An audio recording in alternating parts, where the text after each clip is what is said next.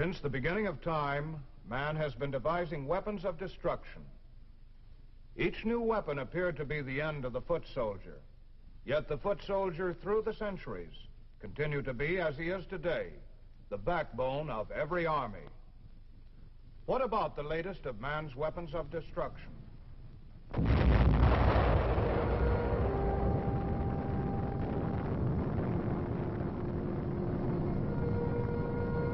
Will nuclear weapons finally put an end to the usefulness of the foot soldier?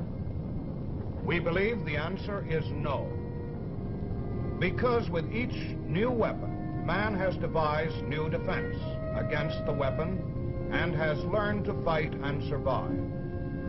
Let us look at some of the weapons of the past that have challenged the fighting man. There was the slingshot, employed by David against Goliath, and used as a weapon in the armies of Alexander the Great, who also developed the forerunner of modern artillery, the catapult and the ballista, weapons of intense destruction in their time.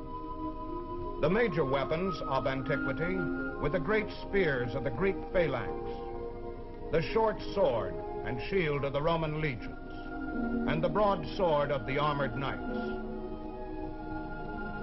The adoption of the armor-piercing crossbow about 1100 AD was supposed to have made war so horrible that no man would dare to use it, and war would become obsolete. Shortly afterward, the longbow developed by the British could shoot 20 aimed shots every minute at ranges up to 200 yards. The invention of gunpowder ushered in a new era in destructive weapons, which were cast for centuries in a variety of forms and styles. By the 19th century, rapid-fire weapons such as the Gatling gun entered the battlefield. World War I saw the development of automatic small weapons like the machine gun, and the giant artillery piece, the tank, and the airplane. In World War II, these weapons became even more potent threats to the foot soldier.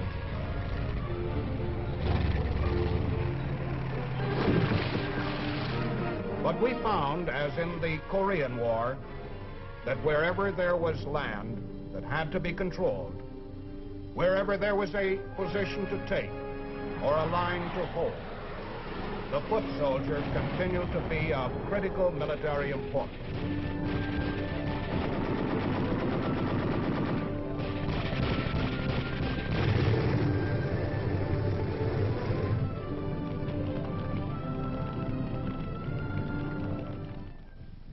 The battleground of the future may well be a nuclear battleground. And the nuclear weapon is perhaps the greatest challenge to the foot soldier in military history. The United States Army believes it is a challenge that can be met, and that today's soldier has a chance of surviving this new weapon, just as the soldier of the past was able to survive the weapons of his day. Today on The Big Picture, we would like to show you a training film made by the Army to orient the soldier in methods for his individual protection against atomic attack. However, many of the methods employed are equally applicable to the citizens of our country in the event of an atomic attack. This is Hiroshima. We've learned a lot about the atomic bomb since this one was dropped. We don't have all the answers, but some lessons are very clear. The atomic weapon, though far more powerful than any killer previously devised, is not final and inescapable. Much can be done to minimize the effects. When the enemy uses this weapon, you who are the troops on the ground must be ready. You can and must continue to do your job.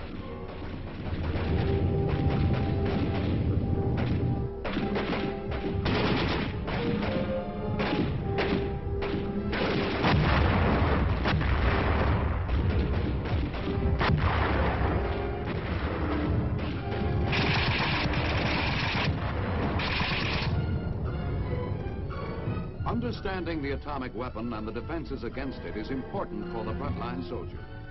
But it is just as important for Luke Smith, who is a crane operator here in this port area.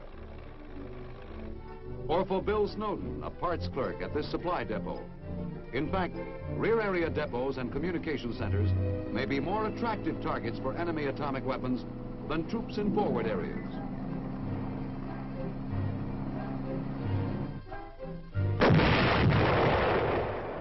Atomic weapons resemble ordinary high explosive weapons in that both explosions are due to the rapid release of large amounts of energy in a small space.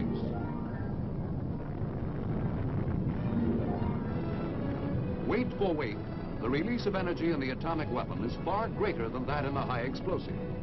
But they are alike in releasing their greatest energy in the form of blast. Let's look inside this atomic explosion and see what is taking place.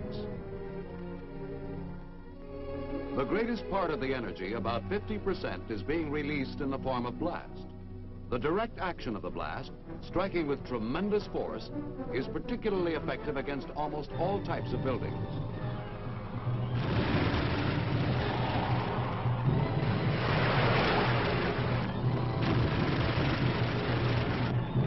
Damage to military equipment like trucks and weapons comes mostly from being dragged or rolled over the ground.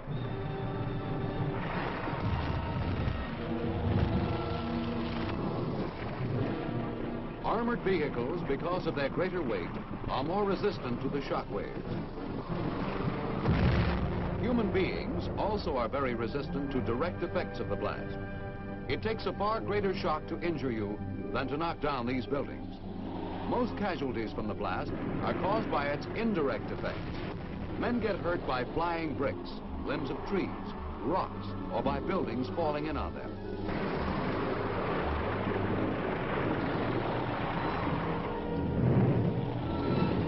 If you are standing in the open, you can be picked up and hurled through the air until you come to a sudden casualty-producing stop.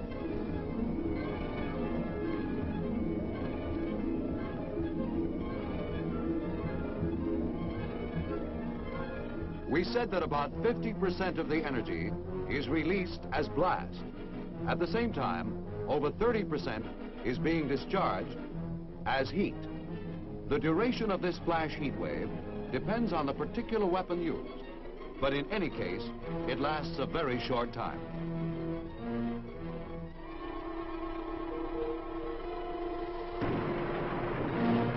Traveling at the speed of light, it has line-of-sight characteristics. That is, if you are directly shielded from the rays, they cannot burn you. Anything that casts a shadow will offer some protection. Smoke and fog also cut down heat. Of course, if you are in the open, in clear weather, you may be a casualty from heat radiation. Flash burns are common after an atomic burst. But remember, the heat radiation from an atomic explosion is no different from any other heat. The burns are the same as any other burns. Simultaneously with a blast and heat, the explosion releases a small amount of its energy, only about 15%, as nuclear radiation. Except for the size of the explosion, this is the only difference between the atomic weapon and the ordinary high explosive.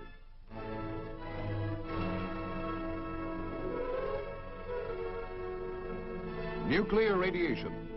Is it mysterious? Always lethal? One of those new products the scientists are turning out in the laboratories to menace our lives? Some people think so. But we're often in contact with it. In the X-ray, for example, the kind used under proper control in our physical examinations. You cannot stop radiation completely, but you can reduce its effect considerably by shielding. Any object between you and the blast provides some protection. The degree of protection depends on the density and thickness of the shield. For instance, lead, being quite dense, gives excellent protection against gamma rays. But we don't usually have lead around on the battlefield.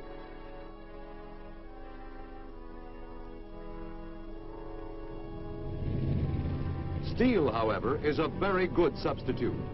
1 1/2 inches of steel reduces gamma radiation by 1/2.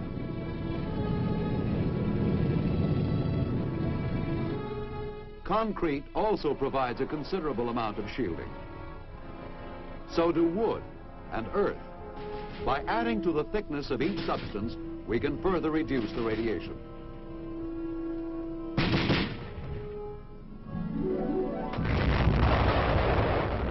In an airburst, the radioactive fireball is carried upward and out of effective range very rapidly. The result is that nuclear radiation coming directly from the explosion, that is, initial radiation, is dangerous only for seconds, or at the most, minutes.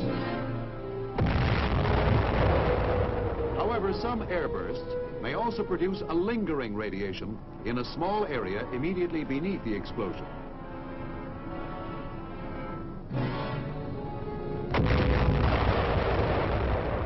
Surface blasts and those underground also will produce this lingering or residual radiation which contaminates the area for a considerable period of time. This occurs because explosions at ground level or below it suck up great amounts of dirt and rock into the mushroom cloud where radioactive particles adhere to them. Much of the material falls back to Earth in the general vicinity of the blast, leaving the area highly contaminated. But many fine particles of the dust will drift away with the wind, and as fallout, eventually contaminate a much wider area.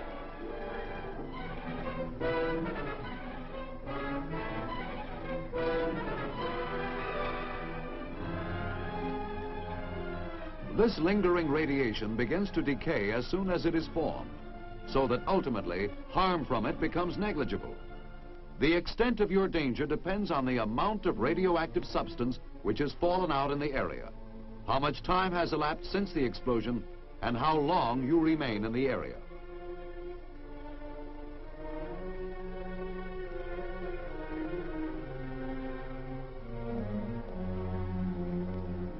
We've seen the principal effects of the atomic explosion: blast, heat, and nuclear radiation. Keeping in mind that your first priority, as always, is to perform your assigned task, now let's see what protective measures you can take against an atomic attack. Largely, the precautions are the same as you would take in any high explosive attack, applying the lessons you learned in your basic training. If learned well and practiced, these will put you in the best position to survive and carry out your mission. Prior to an atomic burst, perhaps your most basic defense is to keep as much of your body covered as possible.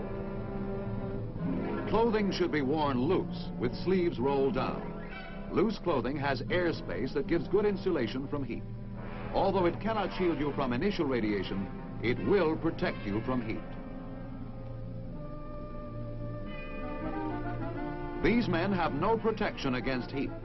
They're inviting severe burns. Whereas these men have considerable protection. Field clothing is being developed to give you improved protection from both heat and nuclear radiation.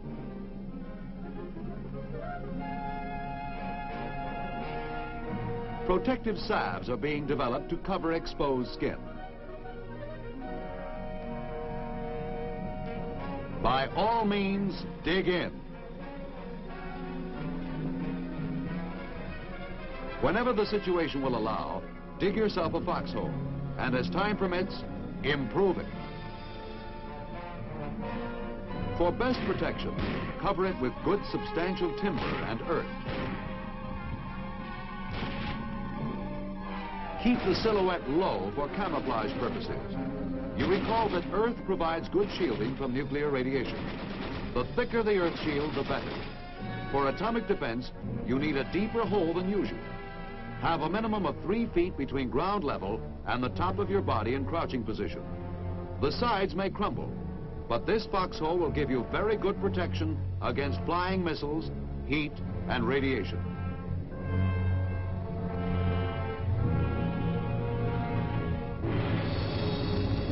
This applies even when fairly close to ground zero. Of course, your best defense against an atomic attack will always lie in seeing that this enemy does not find you.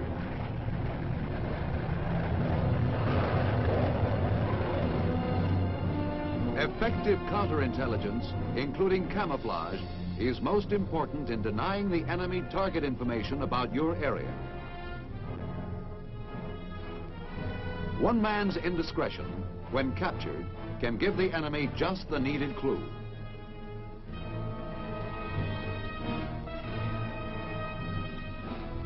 Improper concealment of your positions can show up quite clearly on enemy aerial photos.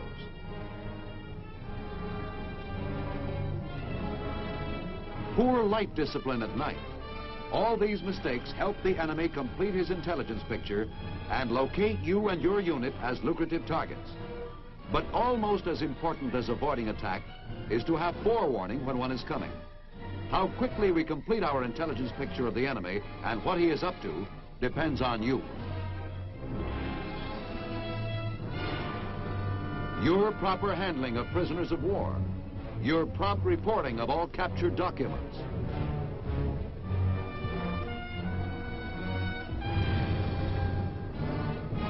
report any activities by the enemy, his use of protective clothing and other special equipment, his voluntary withdrawal along any portion of the battle line. Such may indicate your own front as an atomic target.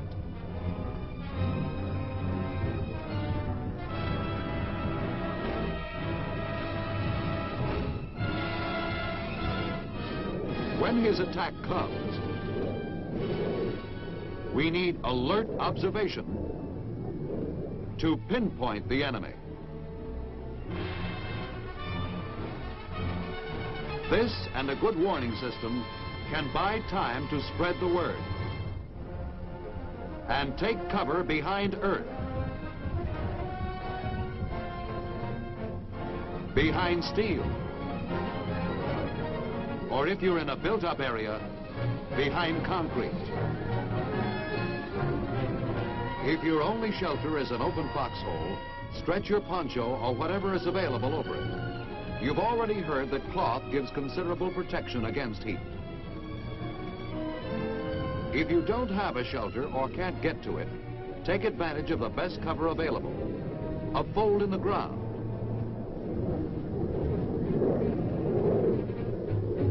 or a ditch.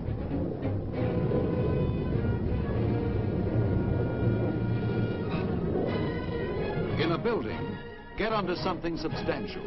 A counter or desk will protect you from falling debris. In case you're in the open where you can't get to any covered position, hit the ground wherever you are and cover the exposed parts of your body, even if you have no warning before you see the flash.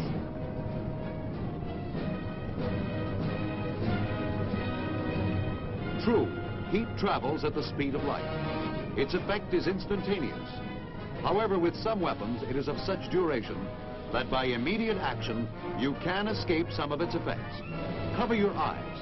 The flash has many times the intensity of sunlight and can blind you temporarily, from 5 to 15 minutes. At night, this blindness will last longer, and there is a chance of permanent injury to your eyes. The blast wave travels at about the speed of sound. Wait until it has passed before you get up.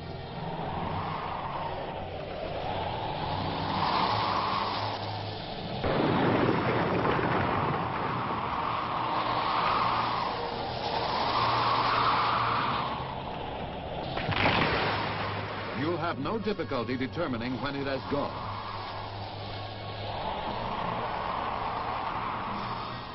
After the attack, your first action is to continue with your assigned mission.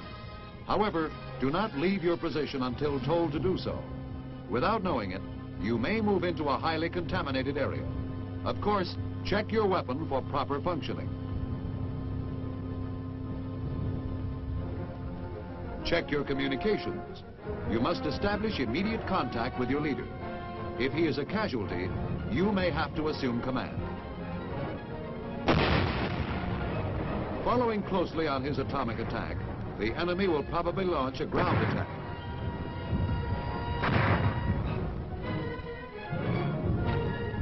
You must be ready for action to prevent being wiped out by rifle or bayonet. In parts of the area, a great deal of dust and smoke will be lingering from the explosion. Where breathing is difficult, a handkerchief tied over your face will be helpful. Or a dust respirator. A protective mask might also be used. There may be numerous casualties from the atomic attack and not enough medical aid men to go around.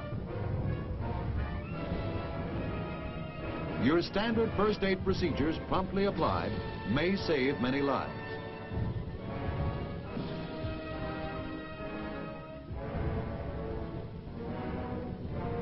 Bleeding is a primary concern. Know how to apply a pressure bandage. And you may have to apply it to yourself.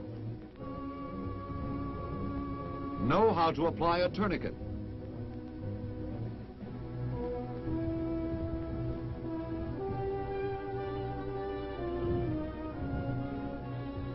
For splinting, use field expedients, a rifle stock, or a stick.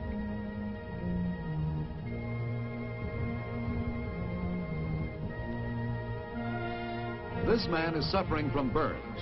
Give him salt tablets and plenty of water. Basic procedure for shock is to keep the man comfortable. Loosen his belt and shoelaces. If he's cold, cover him. You may also be designated to remove the wounded from the field. The one-man carry can be used effectively.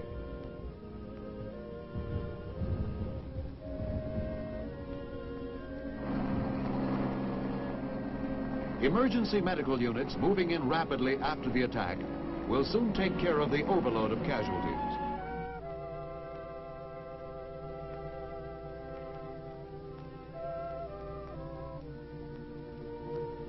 Following surface or underground bursts, the area will be contaminated for some time.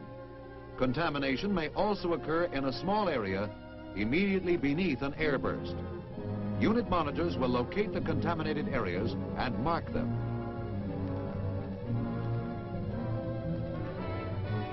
This is your atomic contamination marker. Black Y on a white triangle, front view. Rear view. You will be told when you can enter safely into such an area and for how long. Have faith in your leaders. They will ensure that you do not get more radiation than is absolutely necessary. When you are required to remain in a contaminated area, you can reduce exposure to lingering radiation by scraping paths between positions. Scrape down the sides of your foxhole.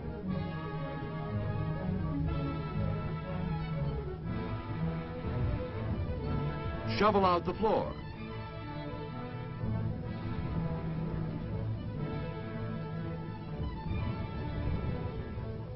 Your weapons and equipment may also be contaminated by radioactive fallout.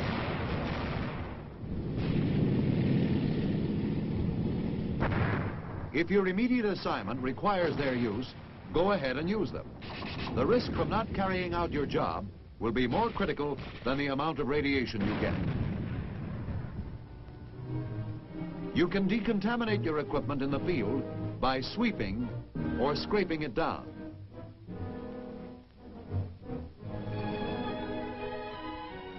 There is no danger that your canned food will be radioactive. Wash off the can before opening it. Soap and water, the best way to decontaminate yourself and your equipment. Be particularly careful to remove the dust from those parts of the body covered by hair and from under fingernails. Where necessary, decontamination units will be set up. Here you will be provided showers.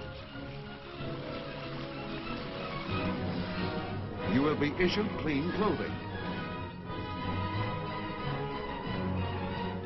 And you return to fight, not even a casualty. Miraculous? No. You survived because you understood the weapon, its effective blast, heat, and nuclear radiation.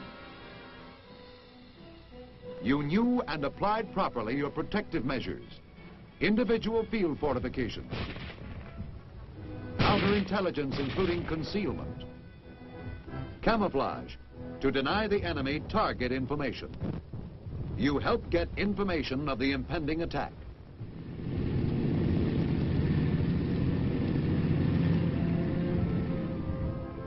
You had a good warning system.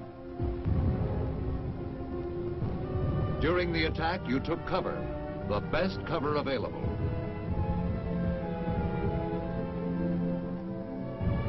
Even when caught in the open. Afterwards, your first aid saved lives. Using your CBR training, you avoided undue exposure to lingering radiation. You quickly decontaminated your equipment and yourself.